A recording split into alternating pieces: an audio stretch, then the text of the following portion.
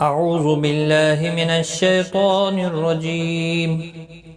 بسم الله الرحمن الرحيم. ولا تنكحوا ما نكح آباؤكم من النساء إلا ما قد سلف إنه كان فاحشة ومقتا وساء سبيلا. السلام علیکم ورحمۃ اللہ وبرکاتہ. سورۃ النساء کی آیت نمبر 22 سیکھیں گے. تجوید کے ساتھ شروع کرتے ہیں. ولا لا الف مدہ ہے، ایک الف کی مقدار کے برابر کھینچ کر پڑھیں گے.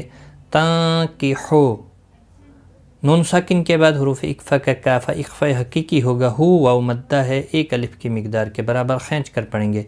ما الف مدہ ہے، ایک الف کی مقدار کے برابر کھینچ کر پڑھیں گے. نکح، کسی بھی حرکت والے حرف کو کھینچنا نہیں. آباؤکم، حمزہ کے اوپر کھڑی زبر ہے، ایک الف کی مقدار کے برابر کھینچ کر پڑھیں گے. اور یہاں پر مد متصل ہے، 4 الف کی مقدار کے برابر کھینچ کر پڑھیں گے. میم ساکن کے بعد میم مشدد ہے، دوسرا میم آیا ہے، یہاں پر ادغام شفوی ہوگا، گنہ کے ساتھ پڑھیں گے. اور یہاں نون مشدد پر گنہ ہوگا. یہاں پر بھی مد متصل ہے، 4 الف کی مقدار کے برابر کھینچ کر پڑھیں گے. الا، لا الف مدہ ہے، ما الف مدہ ہے، دونوں کو ایک ایک الف کی مقدار کے برابر کھینچ کر پڑھیں گے. قد، دال ساکن پر قلقلہ ہوگا، قاف حروف مستعلیہ میں سے ہے، پر پڑھا جائے گا. فا ساکن پڑھا جائے گا وقف کی صورت میں، اور ملانے کی صورت میں اپنی حرکت کے ساتھ پڑھا جائے گا. وَلَا تَنكِحُوا مَا نَكَحَ آبَاؤُكُم مِّنَ النِّسَاءِ إِلَّا مَا قَدْ سَلَفَ. انہو، نون مشدد پر گنہ ہوگا، ہا کے اوپر الٹا پیش ہے، ایک الف کی مقدار کے برابر کھینچ کر پڑھیں گے. کان، کا الف مدہ ہے، ایک الف کی مقدار کے برابر کھینچ کر پڑھیں گے. فا بھی الف مدہ ہے، نہ کو کھینچنا نہیں. فاحشۃ، تنوین کے بعد یرملون کا واو ادغام مع الغنہ ہوگا. مقتا، قاف ساکن پر قلقلہ ہوگا، قاف حروف مستعلیہ بھی ہے، موٹا بھی پڑھا جائے گا، پر پڑھا جائے گا. تو ملانے کی صورت میں یہاں پر ادغام مع الغنہ ہوگا، تنوین کے بعد یرملون کا واو آیا ہے. وقف کی صورت میں وقف بالابدال ہوگا، وقف مطلق ہے، یہاں پر رک بھی سکتے ہیں، آپ ملا کر بھی پڑھ سکتے ہیں.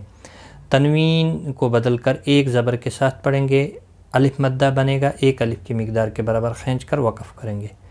انہو کان فاحشۃ ومقتا وساء، یہاں پر بھی مد متصل ہے، 4 الف کی مقدار کے برابر کھینچ کر پڑھیں گے. بی یا مدہ ہے، ایک الف کی مقدار کے برابر کھینچ کر پڑھیں گے. اور وقف کی صورت میں یہاں وقف تام ہے، آیت مکمل ہوتی ہے. وقف کی صورت میں یہاں پر بھی 2 زبر کو بدل کر ایک زبر کے ساتھ وقف کریں گے.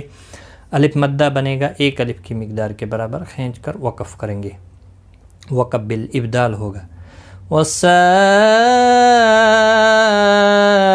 سبیلا. تو آج کا سبق ہمارا یہاں تک ہے. الحمدللہ آج ہم نے یہاں پر رکوع نمبر، تیسرا رکوع جو سورۃ النساء کا ہے وہ کمپلیٹ کیا. ایک بار میں دہراتا ہوں اس کو، میرے ساتھ ساتھ آپ بھی رپیٹ کریں. وَلَا تَنكِحُوا مَا نَكَحَ آبَاؤُكُم مِّنَ النِّسَاءِ